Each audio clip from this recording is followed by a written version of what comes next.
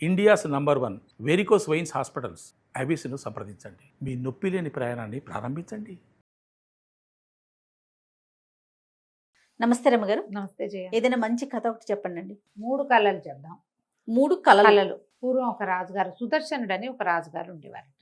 ఆయన చాలా మంచివాడు. ఆయనకి యోగులు, సన్యాసులు వాళ్ళు అంటే చాలా ప్రీతి. జడదారులు వాళ్ళంటే భలే ప్రీతిగా చాలా సంతోషంగా ఉండేవాడు.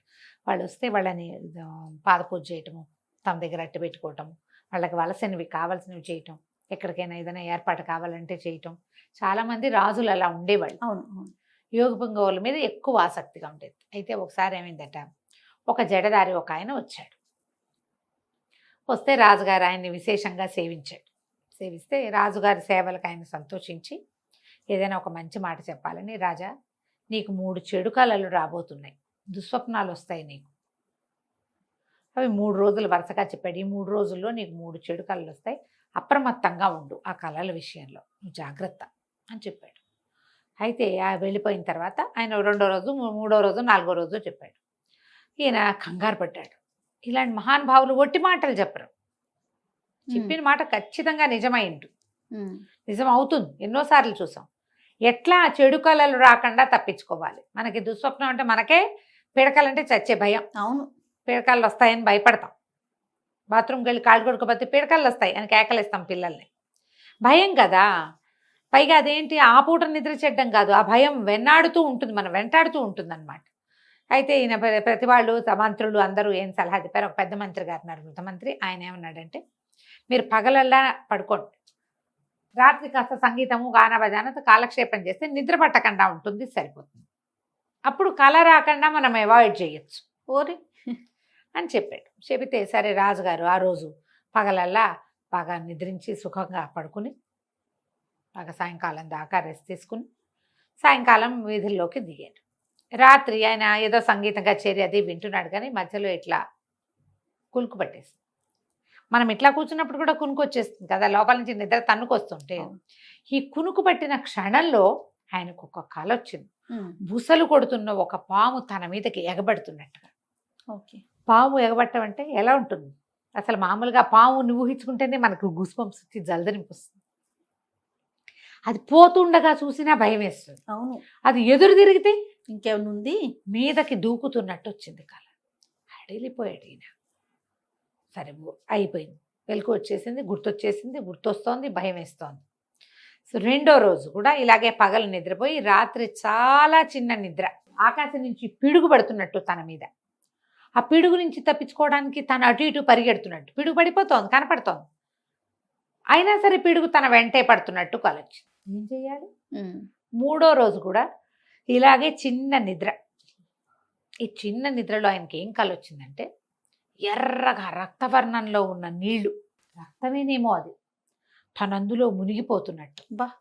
నెత్తుట్లో మునిగిపోతుంది. ఆ కూతురు మణిమేఖల యువరాణి, ఆ అమ్మాయి చేతులు పుచ్చుకొని తనని బయటికి లాగుతున్నట్టు కలొచ్చింది. 3 కళ్ళు. చాలా భయం వేసింది. ఏ జడదారైతే నీకు కళ్ళు వస్తాయి జాగ్రత్త అని చెప్పాడో ఆయన వెళ్ళిపోయాడు. ఇది చెప్పేవాళ్ళు ఎవరు లేరు. అక్కడి నుంచి ఈయన ఆలోచిస్తున్నాడు, వాళ్ళని అడుగుతున్నాడు, వీళ్ళని అడుగుతున్నాడు, ఏమీ తెలియటల్లా.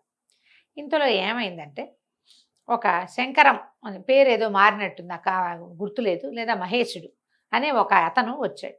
ఏం చెప్పాడంటే, మహారాజా నేను చాలా తెలివి గలవాడిని, నా తెలివిని ఎవ్వరూ గుర్తించట్లా, మీరు గనక నా తెలివిని గుర్తిస్తే నేను ఈ రాజ్యంలో ఉండి మీకు ఏదైనా మేలు చేస్తా, లేకపోతే నేను హిమాలయాలకు వెళ్ళిపోదలుచుకున్నాను అని చెప్పాడు. దీని మీద అని కాదు, మామూలుగా సభల్లో చాలామంది వాళ్ళు వీళ్ళు వస్తుంటారుగా, ఇది నడుస్తూనే ఉంది. ఈ 3 కళలకి అర్థం ఏమిటి అనేది ఎవరు చెప్పలేకపోయారు. అయితే ఈ రాజుగారికి ఏమనిపించింది, వీడేమిటో నేను చాలా తెలివిగలవాడిని అంటున్నాడు. సరే నాయన ఓ పని చెయ్యి, ఈ నాకు 3 కళలు వచ్చాయి, ఈ 3 కళలకి అర్థం ఏమిటో చెప్పు అని చెప్పి సరే కూర్చోబెట్టి మొదటి కళ చెప్పాడు. మొదటి కళ ఏమొచ్చింది, పాము తన మీదకి ఇట్లా వస్తున్నట్టు, బుసకొట్టి మీదకి వచ్చేస్తున్నట్టు. ఇతను ఏమో ఆలోచించి ఏం చెప్పాడంటే, పాము మీదకి రావడం అంటే పాము దేనికి ప్రసిద్ధి? పగకి ప్రసిద్ధి. మీ మీద ఎవరో పగబట్టిన వాళ్ళు రాబోతున్నారు, ఇది ప్లాన్ చేసుకోండి చెయ్యండి అనగానే అప్పుడు ఎవరికి మన మీద పగ ఉంది అని పాత ఇవన్నీ లిస్ట్ అంతా తీసారా? లిస్ట్ అంతా తీశారు. తీస్తే ఆ రోజుల్లో భైరవుడు అనేటువంటి ఒక గజదొంకున్నాడు. వాడిని మొత్తం గుంపునంతా పట్టేశారు. వాడిని చాలా కట్టడి చేశారు.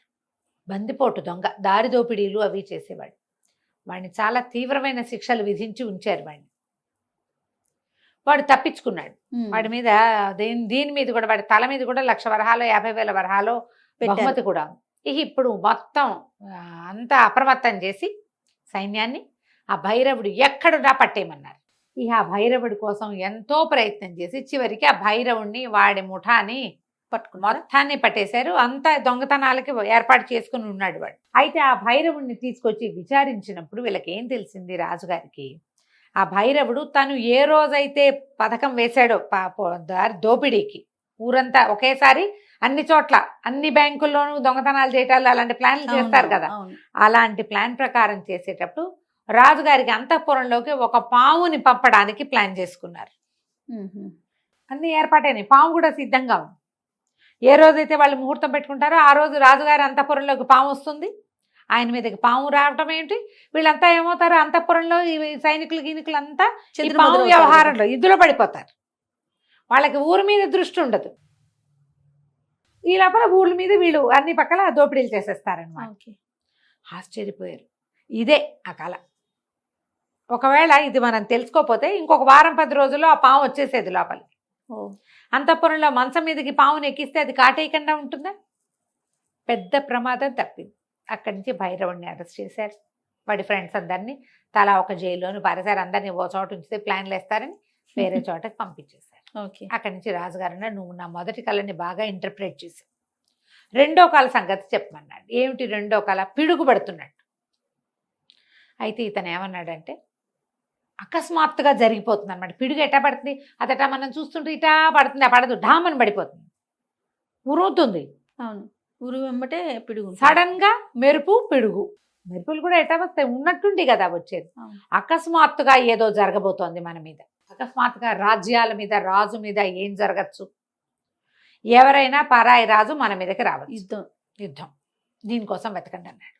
అనేసరికల్లా ఇతను ఏం చేశాడు, సరే గూఢచారి వ్యవస్థ అందరినీ ప్రశ్నించాడు. ఎక్కడి నుంచి అయినా మనకి ఏదైనా థ్రెట్ ఉందా, అభిజ్ఞ వర్గాల భోగట్ట అలాంటివి ఏదో అంటారు కదా, ఏదో అంటారు దాన్ని. ఇప్పుడు మనకి సినిమాల్లో బాగా వినపడుతూ ఉంటాయి.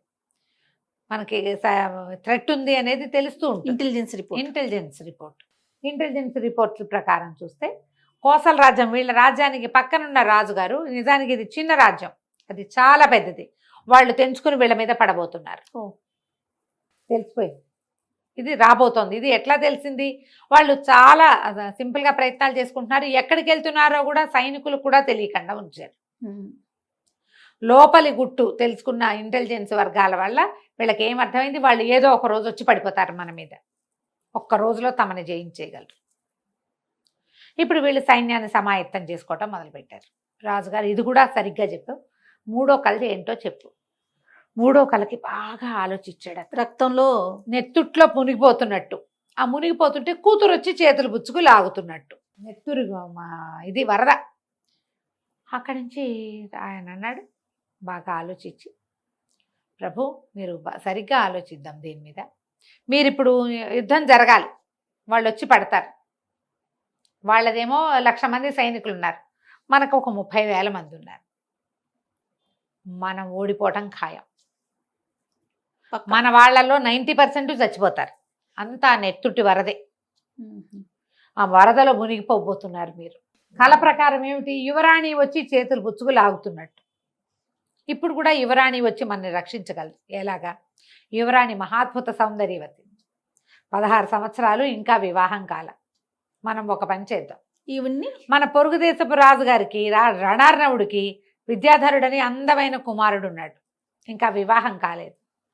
మణిమేఖల అమ్మాయిని వాళ్ళకి ఇద్దాం, అమ్మాయి వచ్చి రక్షిస్తోంది కల్లో మిమ్మల్ని. ఇప్పుడు కూడా మనం అమ్మాయిని వాళ్ళకి ఆఫర్ చేశామనుకోండి, రాజ్యం ఎలాగో మనకు ఒకతే పిల్ల, మన రాజ్యం వాళ్ళదే అవుతుంది, నెత్తురు తప్పిపోతుంది. ఈ నెత్తుటేట్లో నుంచి మిమ్మల్ని అమ్మాయి రక్షించిన కళకి అర్థం ఇది. ఇలా చేద్దాం అనగానే ఈయన వెంటనే పక్కన నా కోసల రాజ్యాన్ని రణార్ణవుడు ఆయనకు ఉత్తరం రాశాడు. మన నా కుమార్తె ఫలానా అద్భుత సౌందర్యవతి, ఇదిగోండి ఫోటో, మా పిల్లని పెళ్లి చేసుకోండి మీ అబ్బాయికి ఇచ్చేది.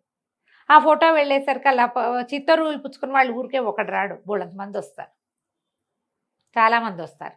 ఈ ఫలానా రాజ్యం నుంచి, చిన్న రాజ్యం కదా ఇది, ఈ చిన్న రాజ్యం నుంచి ఏమిటో వచ్చినాయనగానే ఆ ఫోటోలు చూడడానికి అందరూ తయారయ్యారు. పటాలు చూసేసరికి అబ్బో ఎంత బాగుంది అమ్మాయి, ఎంత బాగుంది, యువరాజు పక్కన ఎంతో బాగుంటుంది అన్నారు. యువరాజు కూడా ఆ పిల్లని చూసి కాస్త ప్రేమలో ఆకర్షణలో పడ్డాడు. ఇప్పటిదాకా రాజుగారికి ఏమనుంది, రణార్ణుడికి ఈ రాజ్యాన్ని జయించాలని ఉంది. ఇప్పుడు జయించడం మనం ఎందుకు, శ్రమ అనవసరంగా, వాళ్ళే వస్తారు. వాళ్ళే పిల్లనిస్తారు, రేపొద్దున వాళ్ళే ఆ రాజ్యాన్ని అల్లుడికి ఇచ్చి కట్టబెడతారు. ఎంతో బాగుంది అనుకుని పెళ్లి చేసేసుకున్నారు. ఈ వివాహం అయిన తర్వాత ఈ మహేశుడిని రాజుగారు తనకి సలహాదారుగా పెట్టుకున్నారు తన పక్కన. కళలని తెలివిగా ఇంటర్ప్రిట్ చేసిన వాడు ఏ సమస్యనైనా ఇలాగే చక్కగా తేటతెల్లని చేసి చెప్పగలడు. కాబట్టి ఇంత తెలివైన వాడి, నువ్వు హిమాలయాలకి వాటికి వెళ్ళిపోతూ నీ తెలివిని మేము ఒప్పుకుంటున్నాను నాయన. జడదారు వచ్చి చెప్పినటువంటి 3 సమస్యలు రాబోతున్నాయి అన్న 3టికి నువ్వు చక్కటి సమాధానాలు చెప్పావని తన దగ్గరే ఉంచుకున్నాడు. కథ కంచికి మనం ఇంటికి. నమస్తే. నమస్తే జయ.